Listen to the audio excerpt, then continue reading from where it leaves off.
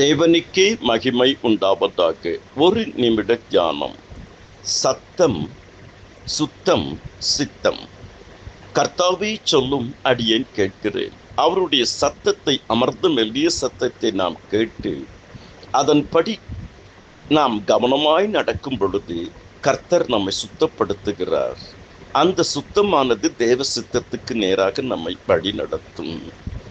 அதனால்தான் உம்முடைய வசனமே சத்தியம், உம்முடைய வசனத்தினாலே அவர்களை பரிசுத்தமாக்கும். கர்த்தருக்குள் அருமையானவர்களை, கர்த்தருடைய சத்தத்தை நாம் கவனமாய் கேட்டு அதன்படி நாம் செய்யும் பொழுது நம்முடைய வாழ்க்கையிலே சுத்தம், அதாவது பரிசுத்தம் வருகிறது.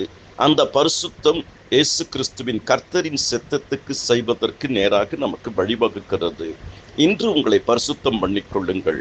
நாளை கர்த்தர் உங்கள் நடுவிலே அற்புதங்களை செய்வார். கர்த்தருடைய கிருபைகளோடு இருப்பதாக. ஆமென்.